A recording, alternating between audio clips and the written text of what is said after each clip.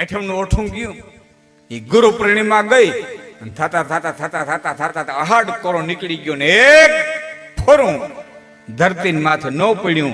અમે મેં કરીએ અને મેના મનમાં નહીં કા માંદોનો પીડ્યો મેં કા વીજળીએ વરોંઠો વણ હગે વણ હાગવે વણ નાતી લે ને અમે વણ માવતર દેવીએ પણ તું વીણી મરીએ. મેં ગાયે માકારા ભણીયા ત્રીએ ને તૈજા બાળ વેલો વરીને લાખા ફૂલના હવે કચ્છમાં પડ્યો દુકાળે તો ગાયે માકારા ભણીયા ત્રીએ ને તૈજા બાળ માયે વેચા છોકરા પછી બેસીએ બાજરીએ. માણસે માન્યું કે તો બરેવીનો મેં થઈ જાય ને તો બરેવિયા બાજરા વાવીએ, બરેવી કોરી ગઈ. ભાદરવો આવ્યો અને હરાજ કોરા ગયા. સાહેબ મારી મામા તા તો ભેણિયું વિખાણ્યું, ગામ વિખાણા, કુટુંબ વિખાણા. માલધારીઓએ જ્યાં જ્યાં વરસાદના વાવડ મળ્યા જીવ કરતા જીવાઈ વાલી લઈ લઈને માલધારીઓ માલ લઈ અને ભાગવા મંડી ગયા. ગાંડી ગરીની માલિકો ઉતરવા મંડી ગયા, કારણ કે ગઈર છે ને માલધારીઓનું મૈયર કહેવાય, માલધારીઓનું પિયર કહેવાય. ગાંડી ગરીમાં ભાગવા મંડી ગયા.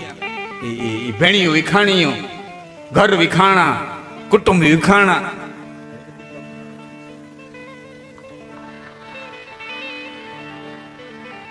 ભાગવા માંડ્યા અને એ ટાણે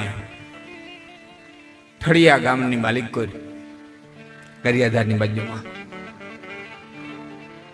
એક બારોટની બાઈ, પડખાની માલિક 3 વર્ષનો દીકરો હૂતો છે ને હુતી હુતી વિચાર કરે કે બારોટ માગવા જતા ઘણા જજમાનોને ઘેરે ગયા છે ને ઘણા જજમાનોને આવીને વાતું કર્યું છે, તો એવા ક્યાં જજમાનને ઘેરે જાઉં કે જ્યાં મને વરહ ઉતરાવી દે. બારોટનું લાંબુ ગામતરું થયા પછી મને કોઈ દી માગતા આવડ્યું નથી, હું કોઈ દી માગવા ગઈ નથી, તો હવે કે ઠેકાણે જાઉં, મારે બીજે જવું ન પડે અને મને વરહ ઉતરાવી દે. એ હુતી હુતી હુતી હુતી હુતી હુતી વિચાર કરે છે.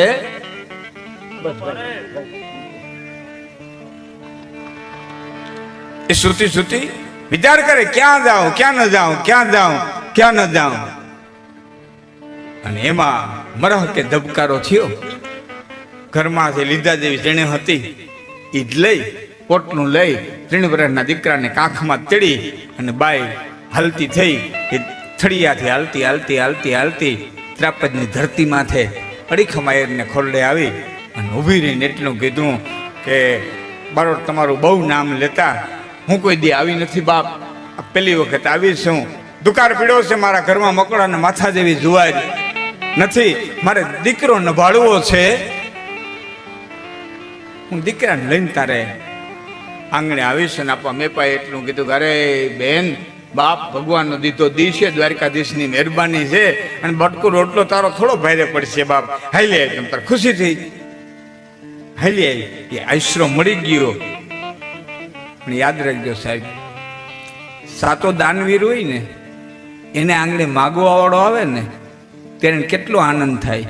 તુલસીદાસજીએ કીધું છે કે 8 મહિનાનો વરસાદ જોઈને મોરલાના હૈયાની મલકો જેટલો આનંદ આવે ને એટલો દાતાર માણસને આંગણે કોઈ માગવા વાળો આવે ને તેથી એને આનંદ આવે. મારો મારો દી સુધરી ગયો, મારો આજ આંગણાનું તોરણ આવી ગયું.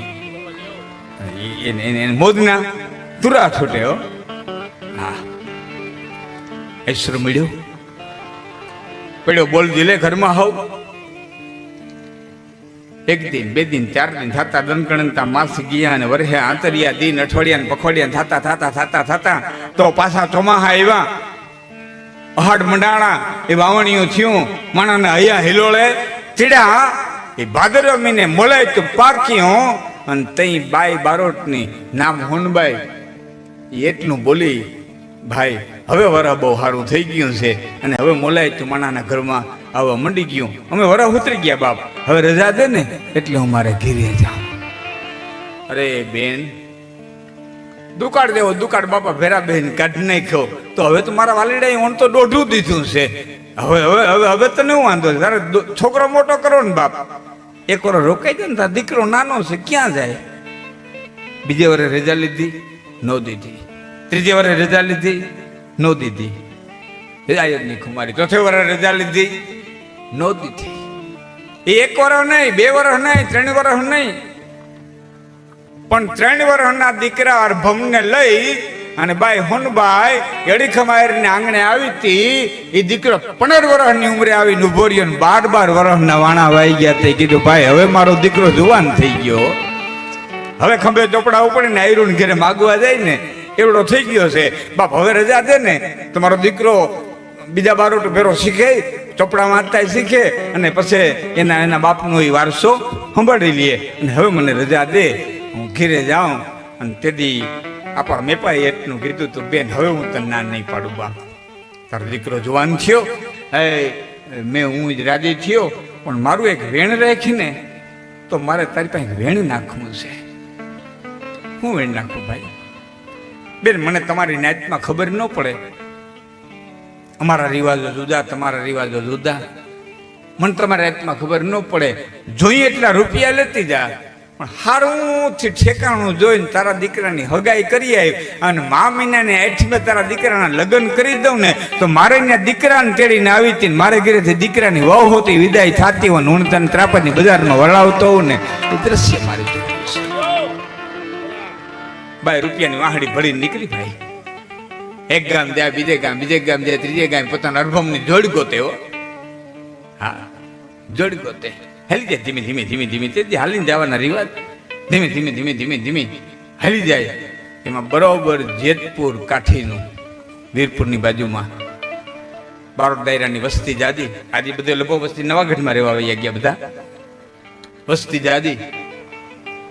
એ પોતાના દીકરાની જોડી જોઈ માગું નાખ્યું, હામાવાળાએ હા પાડી, બાઈ રાજી થઈ, 1.5 રૂપિયો શ્રીફળ જલ દઈ એ લગ્ન નક્કી કરી, મામન્યાની આઠમનું નક્કી કરી અને બાઈ પાસે ત્રાપદને માર્ગે પડી. પણ હાલતા હાલતા બાઈની આંખો વિચાઈ જાય, સપનાની દુનિયામાં ખોવાઈ જાય કે મારો દીકરો અભો એને વસ્કન પહેર્યું છે, મારે સાફો બાંધ્યો છે ને કલકી નાખી છે ને આમ બરોબર ઘોડી ઓહરીની પાર પાસે આવી છે, મારો દીકરો અભો છે ને એ આમાં ફુલેકામાં આમાં ઘોડીએ ચડવાની તૈયારી કરે છે. એમ આંખો વિચાઈ જાય બાઈથી, સપનાની દુનિયામાં ખોવાઈ જાય. અને બાઈના હૈયામાં શબ્દો નીકળી જાય કે કેની તારા એ નારીએ રાસણ ગાયા તો કેનીએ તારો પહ ભર્યો.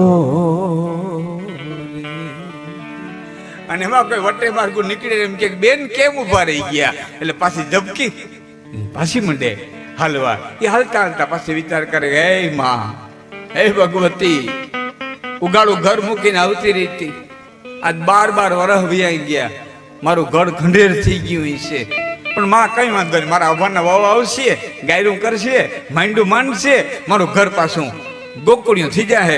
એ વિચાર કરે ને બાઈ પાસે ઊભી રહી જાય, નાખ્યું વિચારી જાય તો ઘોડી દેખાય, હવે સવારથી હોય ને એની કલ્પનાનું ચિત્ર દેખાય. અને બાઈના હૈયામાંથી શબ્દો નીકળે કે ઘોડી 8 ઓરડાને 9મી ઓસરી, એ ઘોડી કીએ ઓરડીએ બંધાય રે તે જાણ તારા લાડ. અમાર વાનના મીનાના ચણતી બરોબર ચાપજની હિમાળે પહોંચી તો બેગોવાળી આમથી હાથમાં લાકડીયું ફારિયા અને હાથ નાખતા હોનભાઈ ભાઈ ઉભા રહ્યો, હોનભાઈ ભાઈ ઉભા રહ્યો, હોનભાઈ ભાઈ ઉભા રહ્યો. એ 4 ગોવાળિયા પાસે આવ્યા એટલે બાઈ હોનભાઈ એમ કીધું, છોકરાઓ હું રેડું નાખતા આવ્યા હતા ભાઈ, ફૂઈ તમને કઈ ખબર નથી, મારા હવાને હગાઈ કરવા ગઈ હતી, ફૂઈ તમને કાંઈ ખબર નથી, છોકરા મામીના એઠમાં લગ્ન છે, તમે જાન્યા થાહો, હું હગાઈ કરીને આવું મારા દીકરાને. કે ફૂઈ તમને કાંઈ ખબર નથી કે છોકરો વાતમાં મણ ન નાખો, જે વાત હોય ને એ તમે ઝપટ શીખ્યો, બાળકોને ખબર નહીં કહેવાય ન કહેવાય. એ ત્રાપજને સાંભળે કીધું, ફૂઈ તમને કાંઈ ખબર નથી કે છોકરા વાત તમે દેખાવશો, તો અમારા છોકરા ભેહું લઈને કેમ ના ગયા? મારો અભો કેમ નથી દેખાતો? આ તમારા ઘરે મારો અભો ભેહું લઈને કેમ નથી આવ્યો? અને તે છોકરાએ કીધું તો ફૂઈ તારા અભાને સરપંચ થયો તો એને દેન દેવાઈ ગઈ ને એના ત્રીજો દિવસ. મારે વાત કરવી બહુ હેલી સાહેબ, તમારે સાંભળવી હેલી, પણ જે દીકરાને માથે રંડાપો ગાળ્યો હોય છે, જે દીકરાની હગાઈ કરીને આવી, જે દીકરાના લગ્ન સમજીને આવી અને એ દીકરાના મોતના હમાતરાની ત્રાપતના હિમાળામાંથી મળ્યા, બાઈએ મોઢામાંથી ઓઢણાનો છેડો મૂક્યો અને અંતરની વરાળ ઘૂંટાઈ ઘૂંટાઈ ઘૂંટાઈ ઘૂંટાઈ અને હોઠ ઉપર આવી, અને હોઠ ઉપર આવીને બાઈના હૈયામાંથી એટલા શબ્દો નીકળ્યા કે હે અભા, શબ્દ છૂટી ગયા કે મને હતું મારો અભો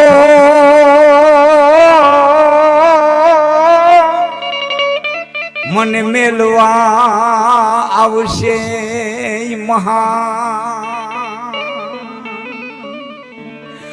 પણ લીધા તે લખધીર કા હામા કોરો ઘડો ને કાણ પણ આમાં લીધા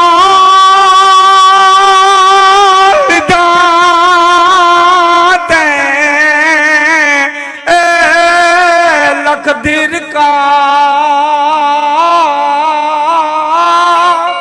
હામા કોરો ઘડો ને કાણ મને હતો મારો અભો મારી વાની ઠરશે પણ રાખી મને મત મારો દીકરો જુવાન છે, હું મરે ને મારી રાખ ને દામોદર કુંડના પાણીમાં ઠારવા જાય ને તેથી હું જ્યાં આવીશ ને મારો આત્મા શાંતિ પામી જાય. હે અભા, મારી મારી રાખનું ઠારનારું કોઈ નથી. મને હતું મારો અભો મારી વાની ઠરશે વીર પણ આમ રાખી તે લખધીર કા મારી ધગતી વાની ધી અને આઈ એકો બહુ ઉસરીની પારે આવીને ઊભા અને કોઈ એમ કીધું આપા મેં પા હા કે ભાઈ હોનભાઈ આવે, હે કે ભાઈ હોનભાઈ આવે. જેમ મીંડની પૂતળી ભાંગે ને એમ અડીખમ આયર ડગે નહીં કોઈથી, પણ એ ધ્રુજી ગયો, ભાંગી ગયો, થાંભલીને ટેકો દઈ અને બેહી ગયો અને આકાશમાં નજર નાખીને એટલું કીધું કે હે દ્વારકાધીશ, હે કાળિયા ઠાકર, હે મારા ઈષ્ટદેવ. આગળી બાઈ આવીને મને એમ પૂછશે કે મારો અભો ક્યાં? તો હું કેમ કે તારા દીકરાને મારે ફૂલે કે ચડાવો હતો ને એ જ બજારમાંથી તારા દીકરાનું નનામી કાઢી. મને પૂછશે કે મારો અભો ક્યાં, મારો લાડકવાયો ક્યાં? તો કેમ કે તારા દીકરાને મારે ચોરીએ ચડાવવો હતો ને એને બધા તારા દીકરાનું ચિતાએ ચડાવ્યો હતો, તને મુવા મોઢું જોવા નથી. વાત કરતા વાર લાગે, બાઈનો ઘા થયો, ફળિયાની માલિક બાઈનો ઘા થયો, આયરાણી ઘરમાંથી ધોડ્યા, બે માણસે ઉપાડી બાવડા પકડી ઓસરીમાં બેહાડ્યા, ભીતનો ટેકો લેવરાયો. આયરાણી છાની રાખવા ગયા એટલે મોઢામાંથી નાકમાંથી આંગળી મૂકી અને આપા મેપાએ એટલું કીધું કે ઘડીક વાર છાની ન રાખતા, એક વખત હૈયું ખાલી થઈ જવા દો, પછી બે વાતો કેવી છે તો કે હું દીકરાને માં છે ને છાની ન રાખવાને કારણ હૃદય બેસી જાય, એનો વખત હૈયું ખાલી થઈ જવા દો. અને એક પછી એક મરહૈયો નીકળતો હતો બાપ, એ બાઈના હૈયાની માલિક હતી. એમાં મરહૈયા નીકળતા નીકળતા એક મરહૈયો એવો નીકળ્યો કડીક માયરની છાતીના પાટિયા બેહવા મીડ્યા. એને મારું હૃદય હમણાં બંધ થઈ જાય. આનો એક એક આહુડ મારી ઓહરીમાં પડે ને મારી પેઠી ઉપાડી દે. આનો એક એક નિહાહો, આનો એક એક આહુડું, આની એક એક વરાળ મારી પેઠી ઉપાડી દે. કંઈક તો કેવો ના હુડા લોહી હતું, કંઈક તો ઉપાય દેખાડા ને છાની રાખી હતું. અને દ્વારકાથી હુકમ કરતો હોય ને સાહેબ, એમ એમ હૈયામાં જબકારો થયો. 7 દીકરા ફરિયાની માલિકેથી ઊભા હતા. સૌથી નાનો દીકરો 14 વર્ષની ઉંમર, અરે હે નામ, એ બાવડું પકડી અને બાઈ હોનબાઈ ની પાસે બેહાડીને એટલું કીધું, બસ કરી બેન, આ તારો અભો, આ તારો અભો. એટલે મોઢામાંથી ઓઢણાનો છેડો અડગો કરીને કીધું, માફ કરી દે ભાઈ, મારા ભાગ્યમાં હતું બનવાનું બની ગયું, મારે તારા દીકરાને માગણ નથી કરવો. આ જમી, આ ખોયડા, આ મકાન, આ ભેહું, આ ઘોડા, આ સંપત્તિ આ મુકાવીને તારા દીકરાને હું લઈ જાઉં તો મારે ત્યાં આવ્યા પછી ખંભે ચોપડાઓ પડીને આયરું ઘેર માગવા જવું પડશે. મારે તારા દીકરાને માગણ નથી કરવો. કે બેન વાત સાચી, પણ મારા મોઢામાં શબ્દો છૂટી ગયા, હવે એના નસીબમાં બનવાનું તો એ બની ગયું. એ આજથી મારો નહીં, એ આથી તારો છે. અને બાઈ જેતપુર જ્યાં હગાઈ કરી આવ્યા હતા ત્યાં દીકરાને પરણાવ્યો હતો. અને આજ તમે રેડિયાની માલિકો ક્યારે સાંભળો ને કે આજની વાર્તા જેઠસુર દેવ રજૂ કરે છે, તો આ જેઠસુર દેવ છે ને એ દાનની માલિકો દીધેલા દીકરાની 6ઠી પેઢી છે. આમાં તમે ભજન ઘણા સાંભળ્યું છે, અંગ અભિમાન ને આકાશથી ઉતરી, નારાયણ બાપુ પાસે, અંગ અભિમાન ને આકાશથી ઉતરી પડતા ધોધમાર પાણી, જટામાં ગંગાજી અટવાણી. આ ભજનના રચયિતા સામત દેવ, સામંત સુરની વિનંતી સુણીને પાડ્યું બંધુ એક પાણી. એ સામંત સુરદેવ છે ને એ આ જસુરદેવના દીકરા. આ બાવડા પકડીને દીકરાને દાન દીધા ને, ધર ધમણા પાંડર હિંગા અને જોકુડ આહિર. આજ કોંબડી ગામ મારી તે પરિવાર હું જેવો છું. મારે વાત કરવી હેલી, તમારે સાંભળવી હેલી. એક વખત આંખું વીચીને વિચાર કરો કે એનોય દીકરો એને ઘેરે, એનો એ દીકરો એને ઘેરે પાછો માગણ થઈને આવતો હોય છે, બારોડ થઈને આવતો હોય છે, વળે શીખ લેવા આવતો હોય છે, અને આમ પછેડી પાછળતો હોય છે. અને એને જનેતા માપું ભરી અને દીકરાને પાછો માગણ સમજી અને એની પછેડીની માલિકો જુવાઈને બાજરો નાખતી છે. તેથી આયરાને કાઢીદાનમાં કેવડો પથ્થર રાખ્યો, એને માગણ સમજીને એને દેતી છે. એ બાઈએ કેટલો પથ્થર રાખ્યો છે. બીજી વાત કે રામને તો ખબર હતી 14 વર્ષે પાછો અયોધ્યા આવવું છે. બાપે દઈ દીધો વનવાસ, પણ 14 વર્ષે મારે પાછો અયોધ્યા આવવું છે એ ખબર હતી. આ દીકરાને ખબર હતી કે મારે બારોટ થવા જ જવું છે, ખંભે ચોપડાઓ પડે આયરોન ઘરે માગવા જવું છે, આ બધી સંપત્તિ મૂકીને મારે બારોટ થવું પડશે. છતાં બાપના વેણમાંથી 14 વર્ષનો દીકરો હાલી નીકળ્યો, શબ્દ બોલ્યો નહોતો. એની બાપની ભક્તિ કેવી છે. ના પાડી અને કીધું જા તને દાન માર દીધો, આ બાપ જા. ભાઈ કે તારે બારોટ થવું પડશે. માં થાય, મારા બાપે દીધો ને દાનમાં, હાલ તાર હાલી નીકળ્યો. હાલ નીકળ્યો છે દીકરો. એની બાપ પ્રત્યે એની કેટલી ફરજ છે, કેટલી લાગણી છે. આવા ઉગતા છોડવા છે ને એના કાનમાં આ અસ્મિતા રેડીએ છે કે આપણે કોણ છીએ. આ હું આપણી પરંપરા છે. કાલ સવારે એને અવરો પગ પડતો હોય ને તો વિચાર કરશે કે અમે કોણ છીએ, આપણે કઈ પરંપરા.